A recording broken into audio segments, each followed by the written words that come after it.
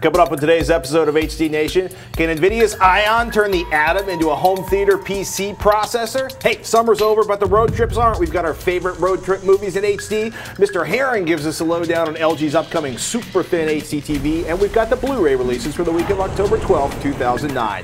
This is HD Nation.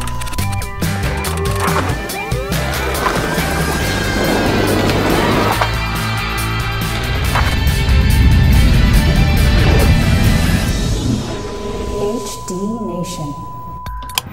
Today's episode is brought to you by Gamefly, Squarespace, and GoDaddy.com. Welcome to HD Nation. I'm Robert Herron. And I'm Patrick Norton. HD Nation is your guide to the best in HD content and the best in home theater gear, no matter what your budget is. Blu-ray, online, satellite, cable, over-the-air, hard drive, thumb drive. If it's got HD, we like it. Hey, we had a lot of fun doing our surround sound episode last week, but Sam from Jersey wrote in to tell us that we had made a terrible error.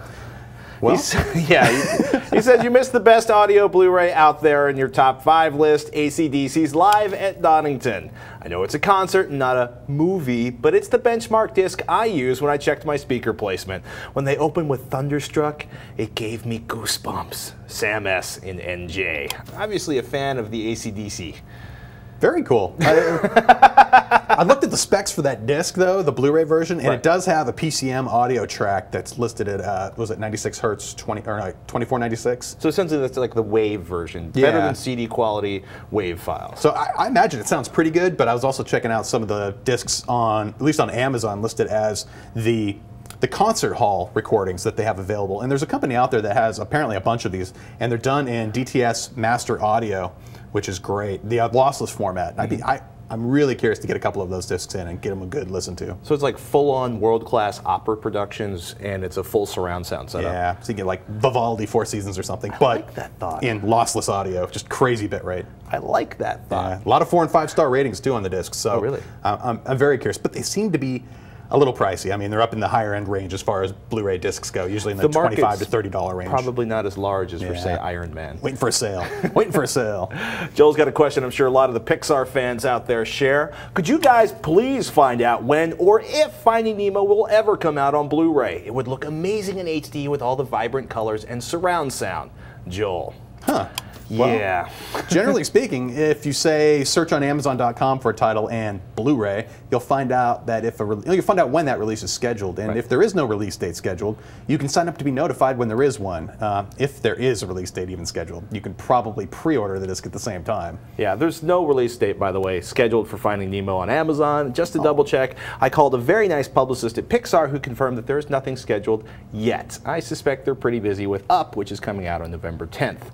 So it's fun stuff. I mean, we get a lot of requests like, when is this Blu-ray disc going to come out? And the truth is, if you can't find an announcement on like High Def Disc News or on Amazon.com or any of the other Blu-ray review sites, chances are there is no release scheduled. And if there's no release scheduled, chances are no one in the studios are going to talk about it. Do you think any Pixar movie won't eventually make its way onto Blu-ray? It would make me very, very sad. Because finding the, like, what's I find funny, it unlikely. Like, well, I've seen Cars like 400 times in the last couple of weeks because my son's in love with the movie. He also really likes Finding Nemo, but it's funny to watch the DVD upscaled to 1080p, and the video quality's not there. And I want to see all the background details that I'm seeing in other Pixar movies showing up in Finding Nemo. I understand that. Yeah.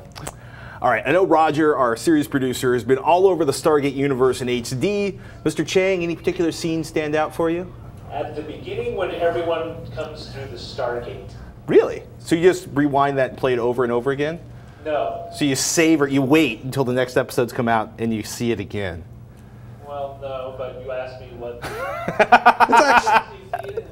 It's actually a pretty good scene for looking at a high-def clip because basically the Stargate has like a water effect. It looks like water comes gushing out of it, then it all comes back and relaxes into a ripply pool. And it's very hard to compress, that kind of motion. It looks like fire or smoke effects are very hard to compress when they're really detailed. Absolutely. So, explosions, another seeing one. it in HD, you just go, ooh, it's even prettier and more detailed and yummy, dare I say. So what are you watching? You obviously are watching Stargate Universe too. Yeah, I caught the premiere of that, and it has me interested to watch more. And I'm also, of course, checking out the NASCAR Race for the Cup Championship Series. Beautiful HD coverage. my MotoGP. I've also recorded the Isle of Man TT, and I'm also checking out, believe it or not, Star Wars Clone Wars. It's on I want to say it's the Cartoon Network. I'm pretty sure. Really? It's originally animated in 235:1, like your movie aspect ratio. The big, nice, beautiful, narrow stretch in the center of the screen. But they crop it for 16:9 for the presentation on TV. And I gotta say, season 2 just started last week, and the action is pretty darn great. I have to just say, the storyline is fun. You're usually hanging out with a bunch of Jedis or Yoda or some like a. There's no Jar Jar Binks though, right? Yes, unfortunately. Well, at the end of season 1, there's a couple episodes of Jar Jar that I found just as annoying as any representation of Jar Jar I've ever seen. So, other than that, I have to give it a check. I think you'll like it. Cool. Maybe. I'd like it. He likes it. Maybe you will too. We've got an Nvidia Ion box from Puget Custom Computers in-house. Up next, though, road trip movies and the Blu-ray releases for the week.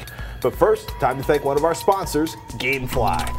Gamefly is the largest online video game rental service and offers a choice of over 6,000 new and classic titles across all consoles and handhelds. With plans starting at $15.95 a month, Gamefly members can rent 1 to 4 games at a time and keep them for as long as they like. No late fees, no due dates, and shipping is always free. Once you're done playing a game, send it back and Gamefly will send you the next available game on your list. If you really like a game you're playing, simply click Keep It on the Gamefly website and the game is yours at a discounted price. Gamefly will even mail you the case and manuals free of charge. As an HD Nation fan, you can get a free 2-week trial by going to www.gamefly.com/HDNation. Some restrictions apply. See the site for details. And do us a favor here at HD Nation. Support us by supporting our sponsors, like Gamefly. Speaking of video games, the whole Gamefly thing, yeah, I have to apologize apparently for destroying your night last night by telling you about something in HD on the PS3. Oh, the Katamari Damacy. Oh no, it was Katamari Forever. Forever in HD. And it was like, so I had to download the demo and check that out. It's been out for a while and I want to go get it. I think it's $10. Nice. But I couldn't download it directly. You have to actually go buy the disc. So Katamari's not one of the video games you played thinking, my goodness, this is going to look amazing in HD. I mean, no. Was there any difference between like the PS1 version? Oh, it's widescreen now, and it is more detailed. It is a true 1080p title, but like you said, it is 1080p because it's not that detailed, so they can actually get the resolution up nice and high. So it's not just a big pixelated block on the screen. It looks very beautiful. World thing. It's the music and the gameplay, and it's fun for anyone. If you've never checked it out, it's one of those games I think it's worthy of your time. At least try the demo. That's free. Free. Hey, it's time for another HD Nation Top 5 list. This time, it's our top 5 road trip movies in Blu-ray. Number 1, Easy Rider. It's tough to be a hippie in redneck country. And by the way, that's kind of spectacular in Blu-ray. If you haven't seen it, you'll find out. Number 2, we have Jay and Silent Bob Strike Back. Yeah, Jay, Silent Bob, A Monkey, A Journey Across America, and Will Ferrell's last great acting role. Oh. Just kidding. Well. Just kidding, Mr. Ferrell, sir. Number 3, Little Miss Sunshine. Greg Kinnear in a moppet and a microbus. If you don't cry during this movie, you have no soul. No comment. Number 4, Harold and Kumar Go to White Castle. Best movie about Route 9 in New Jersey ever. And number 5, World's Fastest Indian. Okay, to get a little more serious about the commentary for a moment, the Bonneville scenes in World of Fastest Indian in HD are spectacular. It's basically the story of Burt Munro, a Kiwi who came to America to race his Indian motorcycle. It's effectively his trip across the United States, but the heart of the movie is his runs on the Bonneville Salt Flats. You get to see some of the most amazing looking basically speed vehicles out there, including the Redhead, which is the long, crazy, streamlined red thing that opens up there. It is amazing. It is gorgeous. If you're a fan of going fast, kind of this or buy it. A good look back at the history of Salt Flat speed tests? That's like the history, just like one particular classic character. I mean, everybody who goes to Bonneville is obsessed at one level or another. Burt Munro, who's the subject of the World's Fastest Indian, who's based on a real story, is one of the more amazing examples of that obsession. They're referring to an Indian motorcycle? Yes. Okay, I got part of it right. Awesome. and just for kicks, because we're always in need of a 6th in our top 5 list, Without a Paddle. A timeless comedy classic. If you haven't seen it, you should rent it also. Really? Actually, okay, definitely. Children in Oregon getting in trouble. It's good fun. Mr. Chang's yelling at me in my ear, mocking my selection for that one. Anywho, Serafina and I liked it. I will. Well, at least I liked it. I will add it to the list that keeps growing in my Netflix queue. So, and it's also worth mentioning that a lot of our favorite road trip films, like Thelma and Louise, Pee-wee's Big Adventure, and so on, aren't on Blu-ray yet, and maybe we'll come back to them when a few more are released. I think so. Blues Brothers. That too.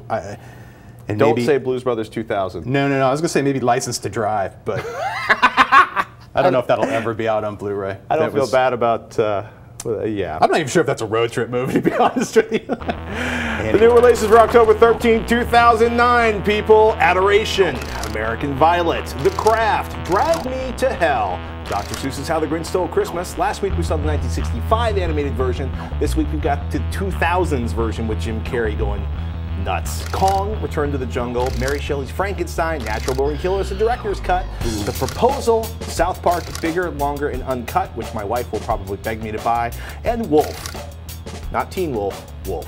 Wolf. Bigger, Longer, Uncut on Blu-ray. I'm all for that. It has the best sing-alongs of any movie ever.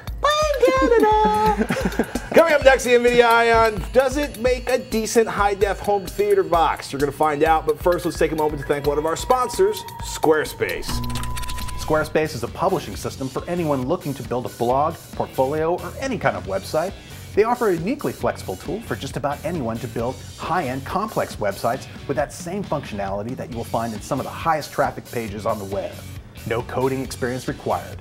Plus, Squarespace's newly launched Site Importer tool makes things super easy to move your existing blog or website. They support WordPress, Blogger, TypePad, and movable type imports, and it migrates posts, comments, tags, authors, and media. In fact, their tool will crawl your old site's posts, grab all your media, upload it to our S3 backend, and then safely move them back to your brand new Squarespace site. And if you've been using custom domains, Squarespace will actually use the URL structure of your old site and create mappings for every single one of your old posts automatically. This ensures that when you move your domain to Squarespace, in most cases, all of your links will still work. So check it out now at squarespace.com and use the code HDNation when you sign up to get 10% off the lifetime of your order.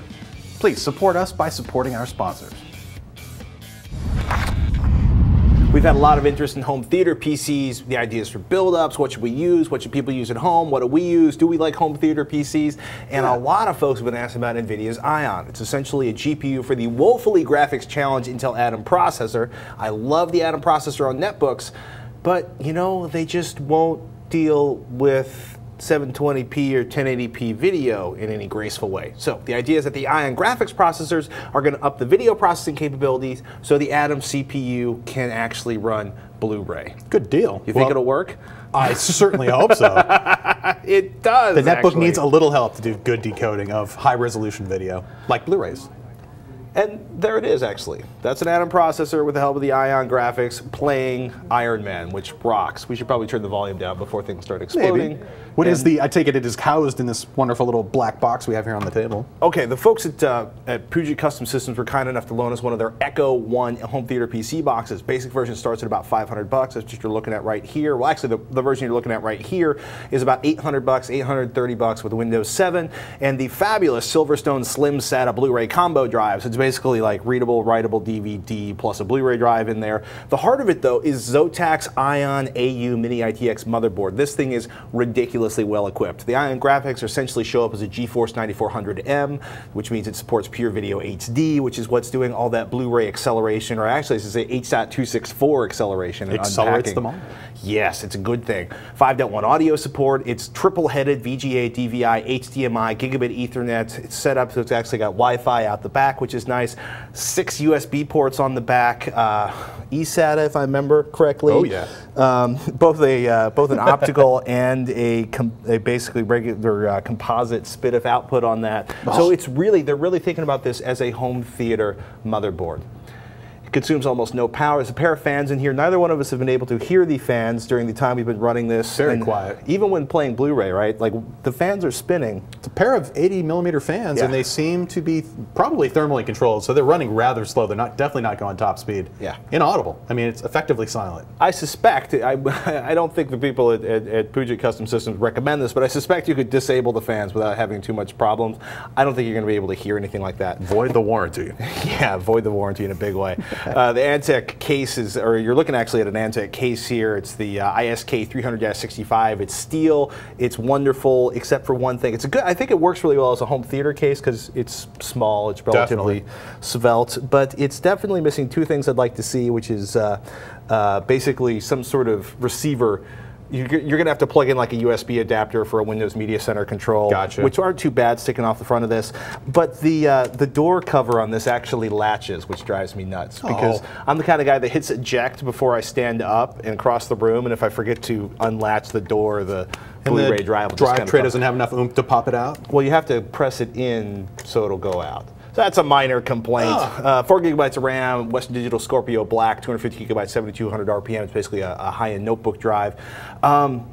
It works extremely well as a media center box. Nice. It has every basically network option I could want is available on it. It has, HDMI and DVI and VGA outputs on there. The audio options are pretty solid. I'm still playing around with 5.1, so I need to do some more playing around with that. Partially it's the receiver I was playing around with it at home, but it's running audio over HDMI, and we should be able to run 5.1 audio like regular Dolby Digital over that, no problem. But I kind of like the idea compared to the other boxes.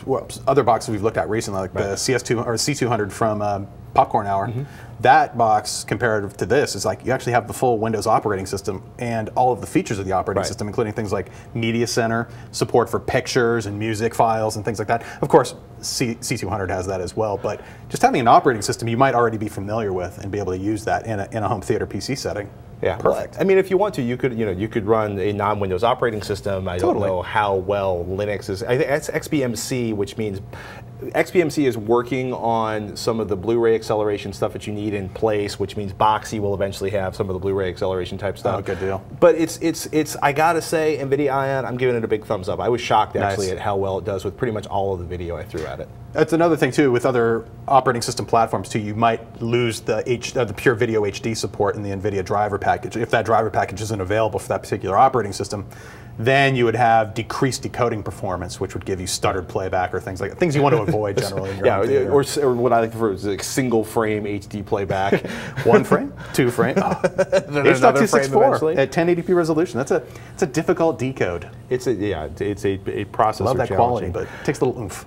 We want to thank the folks at Puget Custom Systems for loaning us the box so we can finally get a look at Nvidia Ion. Hopefully they'll let us hold on to it for a couple more weeks because I have every single Blu-ray playback software I can find, either in-house or on its way, so we can start getting serious about home theater PCs. Nice. Windows Media Center in Windows 7, which basically all versions of Windows 7 except for like the really cheesy low-cost version are all coming with Media Center built in, which I like. This box also has the first slim PC drive I've seen too, as far as Blu-ray DVD drives go. They've been around. They've been. I have one in my notebook. Yeah, I was going to say, they've been really expensive notebooks. Yeah, but I haven't seen one in a PC, and that'd be kind of nice. I like that idea. Slim, convenient. Cool. Nvidia Ion thumbs up so far. Coming up next, Mr. Heron's got a super thin TV from LG he's going to talk about, but first, let's thank one of our sponsors, GoDaddy.com. Get reliable, secure web hosting without a long-term contract. GoDaddy's hosting plans are bigger and better than ever with 99% uptime, free 24/7 support, and no annual commitment. GoDaddy.com makes it easy to customize your own virtual dedicated server. Choose one of 3 popular plans or select your own Linux or Windows server with all the plan options you need. Use the code HDN2 to get $5 off any order of $30 or more. Some restrictions do apply. See the site for details and be sure to check out revision3.com/GoDaddy for all the HD Nation GoDaddy deals and codes. Do us a favor, get your piece of the internet at GoDaddy.com and use an HDN code when you do. You'll be helping us out. Mr. Heron, you have had what is the thinnest TV I have ever seen in my life hidden back here for weeks. What's the story on that? Well, LG had commissioned me to take a look at this new model that they have. It's their SL90 series, and they wanted me to basically give some feedback about it. And I have to send it back tomorrow, but before I do, I just wanted to show it off and give you some my opinion of it and show some of the cool features of it. One, uber thin. We're talking a super slim design, 1.2 inches thick. That's arguably the thinnest TV I have seen that's currently available. And it's a 1080p resolution. This is the 47-inch model, 1080p resolution, 120 hertz technology. The base stand is tempered glass, a nice rectangular swivel base stand, comparable to what Samsung's doing right now with some of their slim plasma designs as well. You referred to this whole thing as being frat-proof. In a sense. My other favorite feature, it's what they call a single layer design on the front of the panel. It is a thin sheet of tempered glass that edge to edge covers the entire surface. You could literally take a squeegee to it. And I gotta say, I don't know how durable it would be in terms of like hitting it with a Wiimote or something like that, but as far as cleaning, you can Windex off toddler prints. Cleaning and kid-proofing, it has to go a long way there, and I really like that design. It does increase the reflectivity of the surface of the screen a little bit, but no more than I would say with the contrast enhancing filters that you see on other TVs.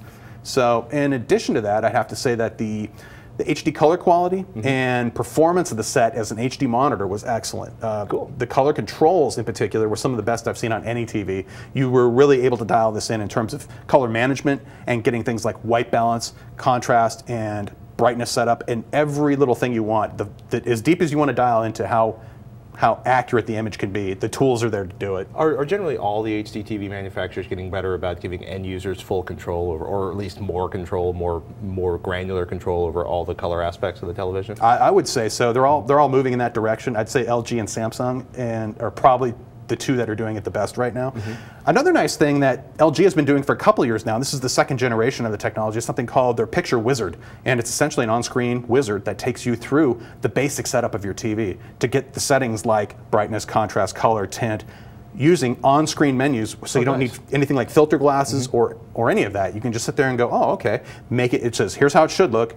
Here's how it might look. We don't want it to look like that. We want it to look like this. Make it look like that by adjusting this one control. Now automatically bring the control up for you, and it guides you through a few settings. And I got to say, the end result was a pretty darn good picture. It basically gets you through something like a THX optimizer or a standalone DVD-based test tool. Inside the television. Built right into the TV, and it can apply those results across all the inputs for you automatically, which was really, really handy. I did like that. So was it perfect? Did it get a flawless score? No, there's always something about any TV. This is a pre-production unit, so anything I say in terms of negative content or negative comments could be corrected before it's even hitting the shelves. But SD up conversion, it generally was as good as other TVs, but it could have been a little bit better. There was some loss of vertical resolution detail when I looked at very specific DVD test patterns, the most critical test patterns. But TV should be able to pass that kind of stuff. So, other than that, it was solid in terms of otherwise a solid picture performer. I'd also say though that as far as features go, it doesn't incorporate anything like networking or make other integrated features. It does offer your basics as far as being able to plug a USB drive in and look at pictures and music. Like I don't think HP makes high def TVs anymore. But like there is no firmware upgrade for my particular model of HDTV because they didn't put any ability to upgrade it. So it's good to have at least you can do a thumb drive to get a firmware upgrade. See, there you go. Well, that's the other thing too. Most new TVs do provide firmware upgrades, and I'm really hoping that the SD thing I found related to that fairly minor up conversion issue will be corrected before this hits the streets. And I'd have to say overall, as far as I said, color performance was excellent, SD or HD. Contrast, though, I would say this about any edge-lit LCD technology, and that's what we're looking at here, edge-lit LEDs. So basically, the LEDs are firing towards the center of the screen. Totally, from the outside. And I would just say that you don't get that dark black contrast you will get from a direct lit LCD screen where they can do something like local dimming. Now, they do offer a dynamic contrast system which can basically turn the black levels down when it's a fairly dark scene and then brighten the whole scene back up when the scene gets bright. But I find those kind of processing features, I normally don't want to leave those on because if you're looking at letterbox movies in particular and the scene is changing from a very dark scene to a very bright scene and back and forth, you can actually see the backlight changing levels, and that to me I just don't like. That's but distracting. That's a personal issue to me. But we talked like Samsung's coming out with not quite this thin, but relatively thin HDTV. Is this like this is going to be the winter of like the sub 2-inch HDTV? I really do. I think that's going to be the case. And this one in particular, for its price point too, they're looking at a recommended price of about $2,400 for the 47-inch version. The 42-inch version is about $2,000. That's in line pretty much with the other ultra thin TVs that are out there right now. Oh, one other quick thing about the base stand on this TV I will mention is that normally on the ultra-thin TVs I've looked at, the base stand can be a little difficult to attach to the panel itself without some help. And in this case, LG did a really nice thing. They actually added a couple of hooks to the base stand so that you can just set the TV on it and then apply all the fasteners. Whereas with other models and other brands I've looked at, you basically had to balance everything in place, have literally a couple people holding everything, get the stand on there, and get all the fasteners in, and then you could put it up on a table or something like that. Just one of the things that made setup just even easier. And they've also updated the remote as well. Beautiful backlit design. I'm really hoping they were wondering of maybe changing the design on the remote. I hope they stick with something like this. Big buttons, clearly labeled, fully backlit. You can use it in a dark environment, light environment, and decent remote performance from 20 feet out or so. Is this going to be available before or after Thanksgiving? I'm going to say before Thanksgiving. I'm thinking it's coming out the middle of November. Close to Thanksgiving. It seems like there's like $1,000 VIG to get the thin HDTVs. Totally, you're paying basically for R&D for the company to develop something that thin. Power supplies and everything have to be made thin, but it's also, that's the new thing for this year. In addition to internet features built into TVs, making them as thin as possible is the way they're pushing the high end. I want to see the Yahoo widgets and Vizio's TVs that are coming soon. Definitely. Viewer questions? Let's do it. All right, we got an email from Nathan who writes, after watching your show about surround sound, I have a question about putting your speakers too close to your TV. Now, I know with old tube televisions, if you put your speakers too close, the TV will show a rainbow of color and do other stupid things. Is this possible with LCD and plasma TVs? Signed, Nathan. So if you've never seen it, right, there's a big honking magnets in a speaker, and what it literally does if you put it up close to a cathode ray tube, a traditional television monitor or computer monitor, is it basically pulls the photons out of alignment with the little grid that they spit towards the television, and weird things happen. In fact, you can permanently damage your television if you're really lucky, if you don't have the ability to degauss the television. Totally. It's a little nasty looking. You're messing with the electron flow to the front of the screen. It's basically magnetically driven, and you bring another magnet in there, and mayhem ensues. Mayhem ensues. That's what the degauss. It's really the miracle of degauss on a CRT. In most cases, home theater speakers, computer speakers are actually shielded. They try to basically, put steel inside the box to block the magnetic energy. But I don't think there's much of any effect at all that a magnet has on one of these. No, definitely not for LCD, and I've never seen the issue occur with plasma either. No, there's no reason why it should be any different with either tech. So. Don't worry. Put those speakers right up next to it. You're going to be fine. I mean, you'll have better stereo separation and therefore better surround sound if they're like, maybe 3 feet to the left and right of the monitor. But look, you got a small room, shove them up next to the TV, you should be fine. Good deal. All right. Billy, or Bill, I should say. Billy's actually my cousin. Are we reaching or have we reached the point where speeding up the refresh or pixel switching rates on HDTVs is irrelevant insofar as the content we are obtaining is not as fast as the panels? Bill in lovely Marlton, New Jersey. So basically, is a 240 hertz refresh rate stupid when you're getting 24 frames per second off the source material? No, not at all. In order to accurately reproduce the image, well, I should say that if you compare it to, say, a plasma display, plasma displays are insanely fast. They're pulsing the pixels 600 times or so per second for modern plasma displays. LCDs, on the other hand, they need all the help they can to maintain picture clarity. And the whole reason they went to 240 hertz in the first place was to reproduce motion with less blur. And having the panel induce less blur. Now with 24p material, go ahead. I would say it's less blurry, but it looks so wrong to see cinematic material reproduced with motion that's smooth. Totally, but even if you knock out the smoothing function, you go into your TV and you hit the switch and go, you know what, I don't want it to smooth, I just want to frame repeat. That frame repeating will help minimize the blur too, because if you can do side-by-side viewing with a plasma display and an LCD, regardless of what performance it is, generally I find in the action movies it's just more comfortable and it's a more seamless looking picture that you're looking at overall. And so that's the whole point. We've been doing this whole quest for increasing pixel performance with LCD panels. Now when we get to having OLED TVs, organic light emitting diode displays, those pixels are literally as fast as plasma pixels. So this whole, achieving a fast twist for crystals and making LCDs higher and higher performance will become kind of moot. But until then, LCDs can really use the help. So having that pixel speed increase is just going to be able to display, no matter what the frame rate that was recorded at, as far as your video content goes, 60 hertz or 24p or whatever, it's just going to help reproduce that without introducing any additional blurring that could happen. What about video gamers who traditionally are looking for faster and faster refresh rates? Could in theory, someday, could I have 240 hertz output going from my video game to my 240 hertz television? Maybe. Video games would be one of the first devices to deliver a true, say, or a computer even could deliver a true 120 hertz signal to a TV, if TVs would even accept that, which they won't. But one great example I have for just gaming and why you want increased refresh rates, for especially with LCD panels, is a game like Rock Band or Guitar Hero, especially when you watch the scrolling lyrics for the singing part of the game. On the older 60 hertz LCD panels I've seen, that was a fairly blurry looking representation of scrolling text. And as it increased to 120 hertz, with the just straight frame repeating, it clarified that text quality as it's scrolling across the screen. And then jumping up to 240 hertz made it even better so. And literally putting it on par with plasma. So I'll want 24p mode for my movies, 120 or 240 hertz for my video games, and whatever the heck my DirecTV spits out for everything else. Think about it this way too, with the LCD panels that do true 240, they'd be taking that 24p signal and just repeating each frame 10 times, or enabling the horrible smoothing motion that you hate. Makes it just look like cheap video. No, but you don't want that. You don't want the smoothing, and the interpolation function is what causes that smoothing look, and that cinemaphiles they find offensive, to put it bluntly. Hey, I'm a cinemaphile, Ma. Hi. But all of these TVs that do 120, 240 hertz refresh in the LCD field, they will allow you to go in and change that setting if you want, and just do a straight frame repeat. So say your 60 hertz material, like your 720p 60 sports, just frame doubling. Each frame is being shown twice to get you up to that 120 hertz.